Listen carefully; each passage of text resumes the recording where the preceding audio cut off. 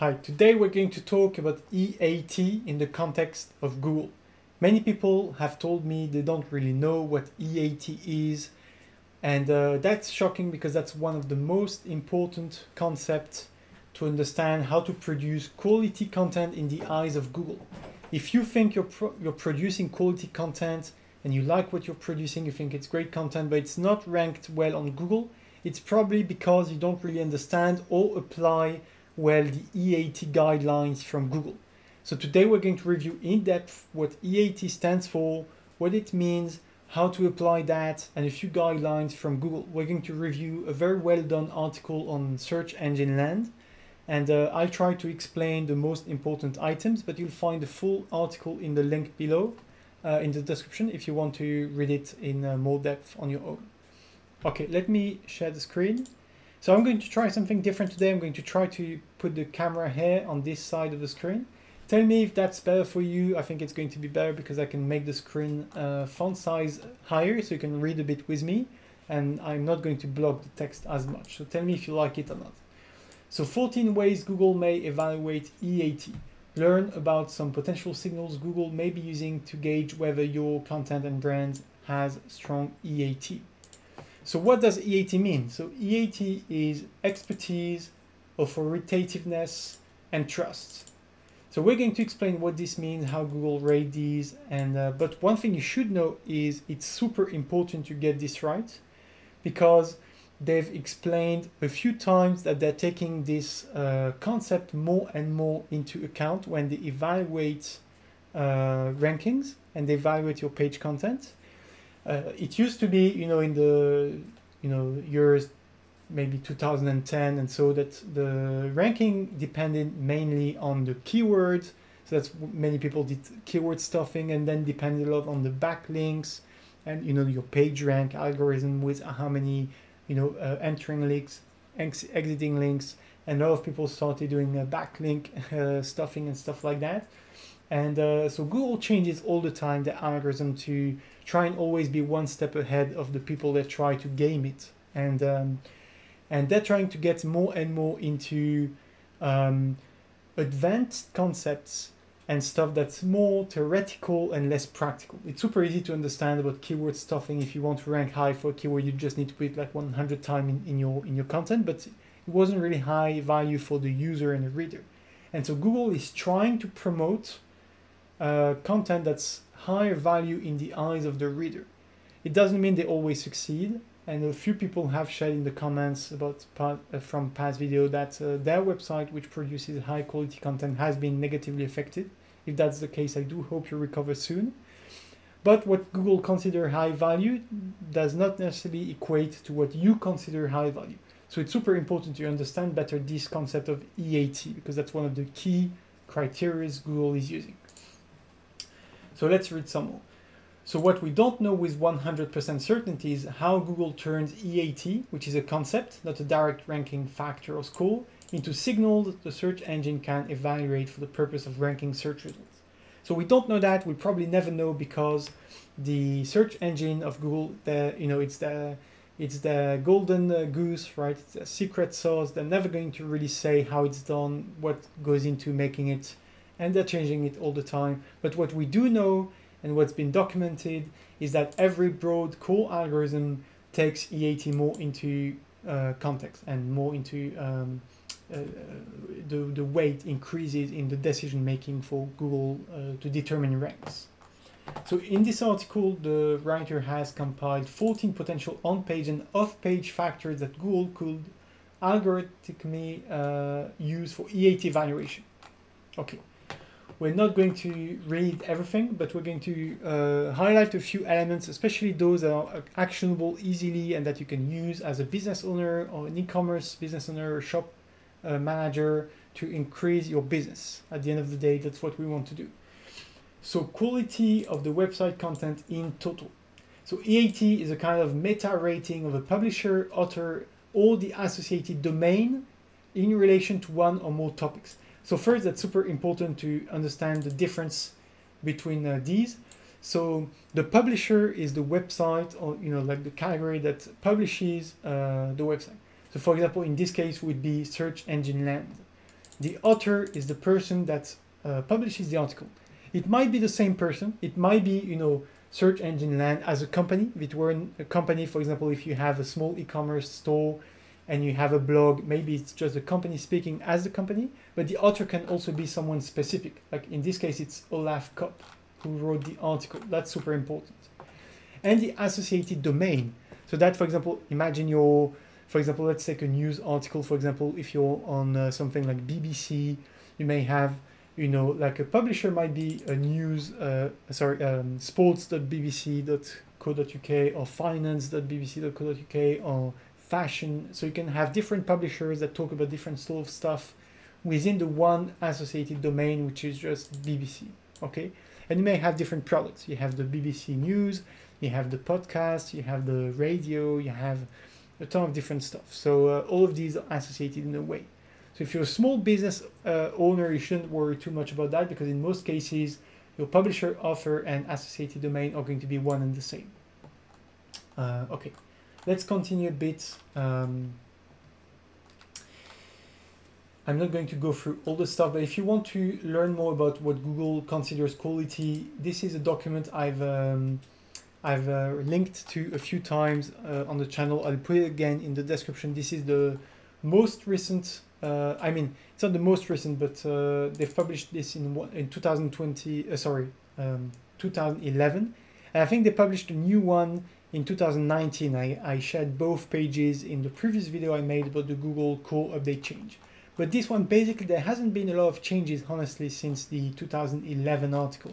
So these guidelines, even though Google all the time changes the algorithm, they still at least proclaim to act under the same guidelines. So this is what you should care about when you write content. So I'm not going to review everything today. Let's get back to the article. Okay, so PageRank are references to the author or publisher. So the fact that Google uses backlinks and the PageRank inherited from them to evaluate content and domain is not new and confirmed by Google. Also, that Google uses backlinks and PageRank for the evaluation regarding E.A.T is confirmed in the white paper, How Google Fights Disinformation. So it's super important. So this means that you're going to rank higher on Google if your website, so the publisher, or the author, if it's different. For example, you can publish articles in your own name on your blog, and then some others with some writers in their names, and some others just in the name of the company. So you're going to have different authors. If you know one of your author or your publisher is highly ranked already on Google, it's going to increase your rating. So what can you do? What's like one actionable tip I can give you regarding that? For example, if you're running a blog, could be an idea to host someone from time to time to write an article in your blog. For example, imagine you're selling, I don't know, gardening tools. Okay, so and you're writing about gardening tools and gardens and stuff like that. It might make sense from time to time to invite someone else on your blog, for example, a seed company, right? Something that makes sense and that's going to be relevant to your readers. And especially try to associate yourself with a company that's bigger than you, or that has a higher reputation, or that's just more highly ranked in Google, and invite them to publish some content on your website. Even if you have a small website, they might be interested, because for them it's going to make them more broadly known. Even if it's a small audience, if it's a highly targeted audience, and your website, your blog talks to a very specific niche of users, even if it's a very small blog, a small website, there will be an interest for the other brand to get to know these users, and they can get some sales from that. So so most likely they're going to agree, and then you can maybe tell them, we're going to produce some content for your blog. So you also gain something in exchange. You get a free piece of content that you can publish on your blog, and everybody likes that, right? So you can do like an exchange of services like that for free most of the time. Now, if you go out after a very big company, which is much bigger than you, they might ask you to pay for that. But if you go towards a company that's just slightly more relevant, or slightly more big, slightly more well ranked, then it's not going to cost you anything most likely. You just need to talk with them, discuss, negotiate, and this can be a win-win for both companies, but especially for you if they're more highly ranked. You can also invite specific offers. If there's like a not authoritative figure in your industry, someone that publishes a ton of content, you can also invite them to talk in your blog, or invite them on a podcast or YouTube channel or something like that, and produce original content. It's much better than to copy existing content from elsewhere. We're going to get back to this. But okay, these are just a few ideas. So third point, distance to trust seed sites in the link graph. So that's super important. They're going to evaluate, and that's a bit linked to what we just discussed. They're going to evaluate basically how distant you are from a high credibility source, okay? So for example, if a high credibility source, so I'm going to give, imagine just Wikipedia, just to make it simple, or your favorite news website, BBC. If they talk about you in an article, they're considered a high credibility source, and you're just like one position away from them because they directly mentioned you. Okay. Now, if you get yourself mentioned on BBC or on TechCrunch, if you're a tech company, or if you get mentioned in a high volume marketplace, if you're getting listed on Walmart or Amazon, this can help drive people to your website. Maybe not Amazon, but you get my point. If you get listed on a high credibility source, that's great. But you can also start making your way up there by being listed or talked about from someone who's themselves ranked or cited by a high credibility source. So start, trying to get like a 4 or 5 degree link, and then a 4th degree link, and then 3rd degree link, 2nd, and then 1st. And you can make your way back up like that, up the credibility ladder of sorts. Okay, some complex graphs. We're not going to go through everything. So anchor text of backlinks. So according to Google, the anchor text of backlinks is not only a ranking signal for the linked target page, but also acts in thematic classification of the entire domain. That's super interesting. So what does this mean?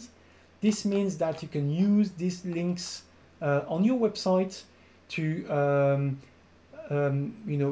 put yourself very clearly in a certain thematic classification. So for example, if you identify high credibility sources on your website, it might be good to link them, reference them, mention them, and that might also be a good first step before getting noticed by them and getting them to invite you or to come and publish something on your site. And but don't think only of companies or high profile figures. These can be like very generic websites that are very well ranked in a certain domain, right? Could be an encyclopedia, a news site, something else, but it should be in your thematic. Could be a blog, could be something else. So try and think about how can I make it easier for Google to understand what thematic I'm covering, what's my classification, what the website is about, how can I reference myself to some of this stuff. 5, credibility or trust of an offer. So they've published a lot of stuff about that. So basically, if you have an author that has a high reputation, this is going to help you. So again, one tip could be to ask a high reputation author to come to you. Another strategy, a quick tip for you, could be to try and become a source of trust yourself. So maybe you're just running your e-commerce store, you think you don't really have time, but as I showed you this week in the video, if you start producing daily content, okay, it's an effort, it's an investment in terms of time and energy, but otherwise it's going to start and produce results. You're going to be noticed, people are going to start mentioning you, and so that's my goal also with this channel. Right now it's super small. When I publish this video, I have around 200 subscribers. I hope that if you watch this video in 2023, 24 or later, maybe I have thousands of subscribers. But right now it's a very, very small channel. But my goal is to continue producing content, share my knowledge, my expertise, share value with people, and hopefully create links to high credibility sources, getting noticed, inviting them on the channel, going on their channel, helping each other out. And at some point, if I do my job right, I might be more visible as a credibility source. And then when I'm going to write an article on my website, my credibility that comes from YouTube, that comes from social media, that comes from other people mentioning me elsewhere, is going to help the website and help the company more. So the lesson for me here is twofold. So one, contact high credibility sources again. Second, try to start building your personal branding and start producing content in your name. That's super important. If you're not doing that already, it's definitely not a lot of time. Yes, it's an investment, but it's going to benefit you in the long term, and it's going to benefit your business and all businesses you interact with. So it's definitely worth it to do, in my opinion.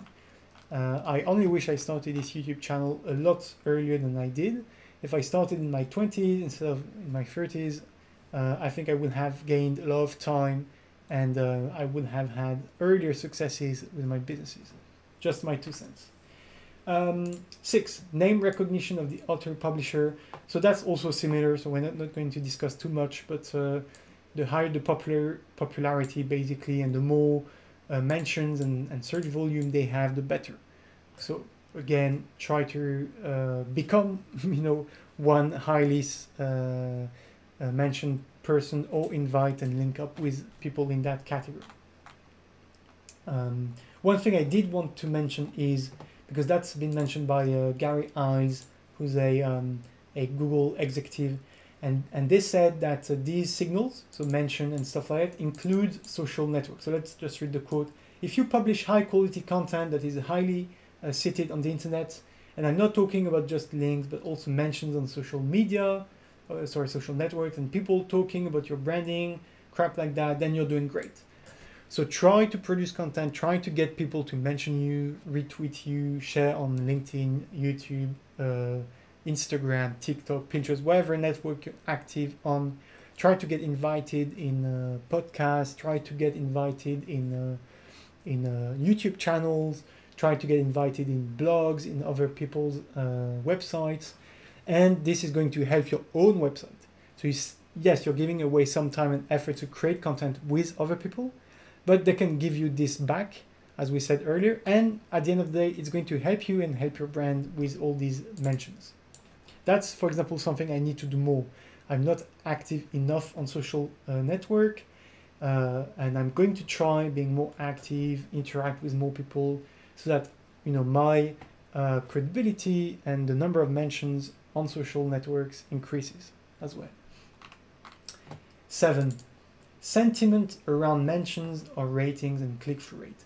So that's super interesting. I won't read everything, but basically Google tries to take into account the sentiment, meaning this, if they do this right, and if you believe they actually pull this off using machine learning and natural language processing, it means the old saying that all publicity is good publicity might be coming to an end.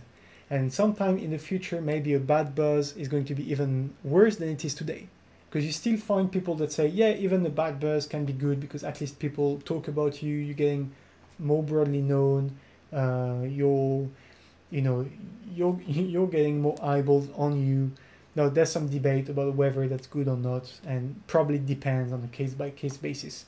But what's for sure is Google doesn't take into account negative sentiment, or the opposite, they downrank you if you get a lot of negative intention, then for sure it's going to be wrong in the future. So you should start thinking about that. And if you were thinking, okay, I'm going to create as much bad buzz as possible to get as many mentions, this might still work today. I'm not so sure it will in the future, so be careful about that strategy. Okay, 8, co-occurrences of the author publisher with thematically relevant firms in video, podcasts, and documents. So that's a bit also similar to what we discussed before, co-occurrences. So that's interesting if you're mentioned somewhere or you're creating content with someone. And here, what's super interesting, I just want to highlight podcasts. I think is a great way to do that. We're not doing this enough. But if you're watching this video today, or any of the day you're watching this, if you're running a podcast and if it's a small podcast where you have small business owners talking, whether it's e-commerce, tech businesses, I'd be super happy to get on your podcast. That can be a free piece of content for you. And then if you want, you can come on our blog or on this YouTube channel to talk about your podcast. It can be a way to promote your podcast, promote your activity, promote your blog. I'd be super happy to invite you And this creates an interesting piece of content for me, and it creates an interesting piece of content for you. So that's a good way to do that. So if you're watching this and you want to activate that, feel free to be in touch. Comments are here for that. 9. Co-occurrences of the offer publisher with thematically relevant terms in search queries. So this is going to be more difficult to actionate, I think, for small business owners. But basically, if a lot of people start searching for your brand and you're getting mentioned in a lot of content, that's good. So if you can try to get a lot of people to talk about you, create content about you, and this content is picked up in Google and gets a lot of search queries, then it's going to help you. So that's super important. 10. Percentage of content that an offer publisher has contributed to a thematic document corpus. Okay, so that I think super relevant for people in research, in studies, in maybe consulting, but it's going to be hard, in my opinion, to implement or act upon for small businesses and e-commerce. If you have an idea, tell me what you think. Maybe if you can find on the internet people that do surveys, analysis, consulting work about small business owners, about e-commerce, about websites, if you can participate in that and they credit you, they mention you, then that's worth it. I think if you can take a few minutes, make sure you're getting credited though. So if your name or website or brand name is getting mentioned somewhere in the content that's produced, whether it's a blog article, a study, a survey, whatever, it might be interesting to do so, to participate. That's just one idea. If you have other suggestions, feel free to share in the comments. I'd be super happy to hear your ideas. Maybe have way more creative ideas than me to take advantage of this E.A.T stuff. So 11, transparency to the offer publisher via offer profiles, about us pages. So that's something I say all the time to e-commerce websites. I'm super shocked at how many websites selling products don't have an about us page. People are not going to buy your products just because they like the products and because they're good pricing, and so people can buy these products probably from anywhere on the web. Or it means you're hand making your own products, you're handcrafting, and in that case they also need to learn more about you, your process, how you create these, what material do you use. In all cases, if you do this about us page, if you present yourself, explain why you're passionate about this stuff, it's going to make a world of difference. Trust me, about adding an about us page and linking that content on your homepage, on your e-commerce website, is one of the best things you can do to increase trust on your website. And this is going to make a long way into making sure you get more highly ranked on Google. And it's also going to increase your conversion rate on your website. Because if people love your story, they understand more what you do, why you do it, why you started your business, what makes you special, how you search for your product, if you source them and resell them, how you make your product, if it's your own product, they're going to be much more likely to buy. So not only are you going to gain in terms of SEO, because that's super high quality, high value content, but you're also going to gain in conversion rate and more frequent sale on your website. So that's a tip I give so frequently on the channel, but I still see every day e-commerce websites that don't do that. That's super, super important. 12, links to own references. So if you create content, regular content, it's super important you start, linking stuff that you're doing, and if you can link that elsewhere as well, if you can link reviews, interviews, publications, news articles that talk about you, media, stuff like that, conferences, that's super important. That's going to create more authority and more trust, and that's going to increase your score. So make sure if you have some content out there, because that's, for example, something we should do on our own website. I know I've been invited from time to time to speak at conferences.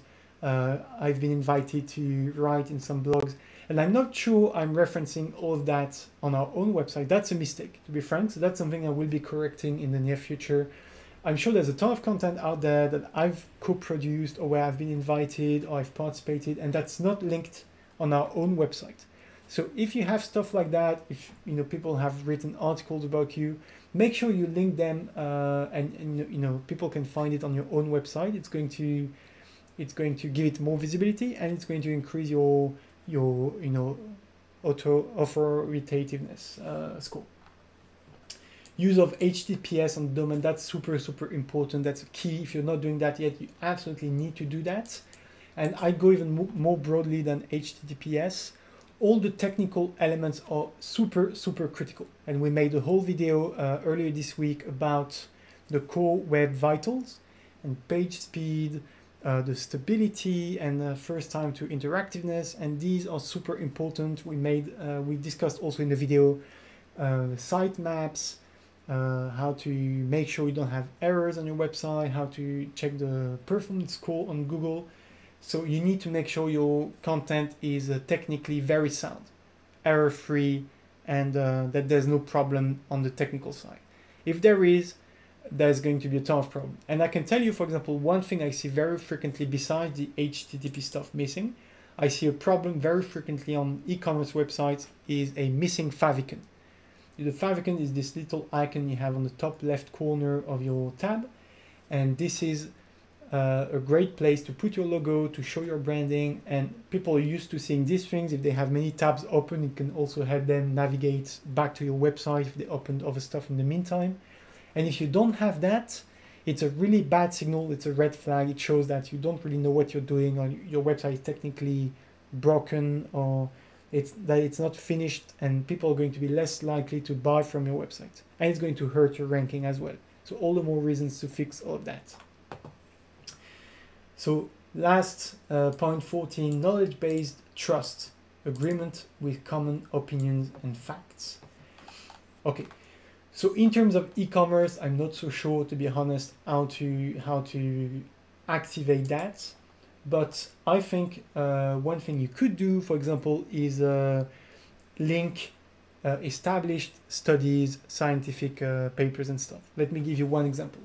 I remember not so long ago we made a website review about a local business in the UK making their own cotton-based linen and sheets and stuff like that for the home.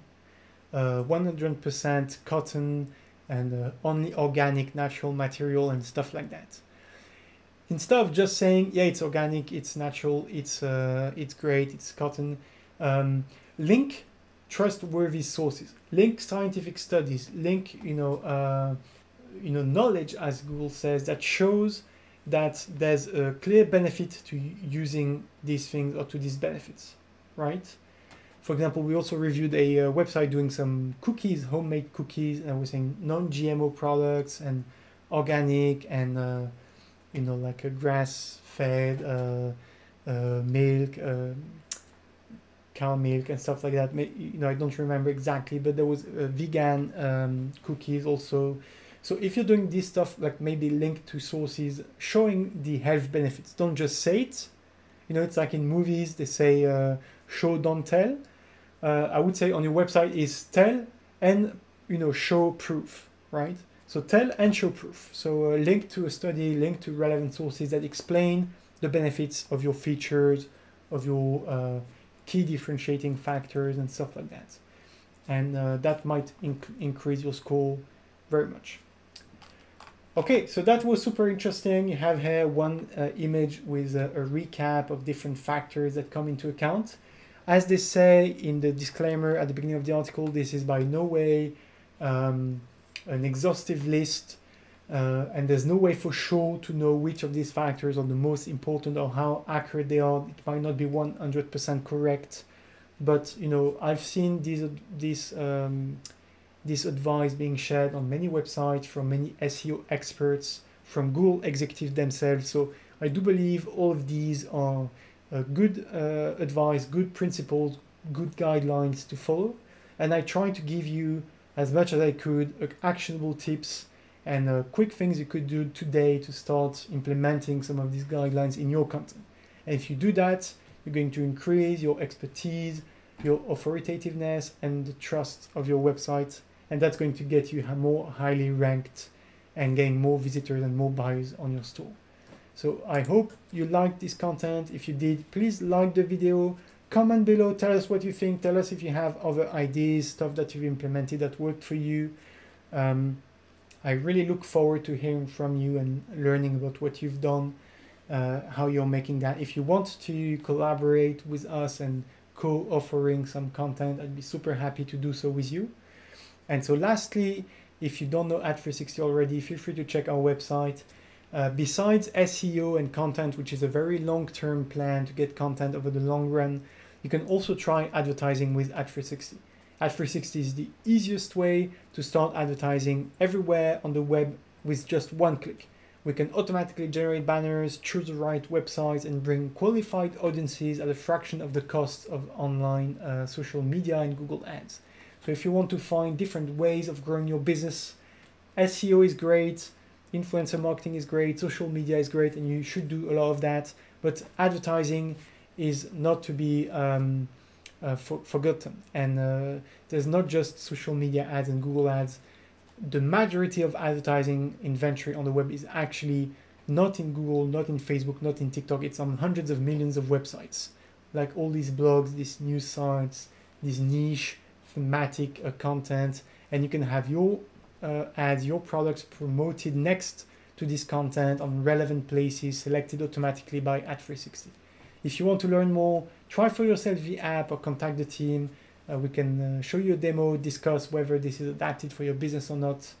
And anyway, I hope you get very successful. I wish you a ton of sales, a ton of expertise, authoritativeness and trust, and I hope your content gets more highly ranked on Google. See you soon. Have a lot of success. Bye.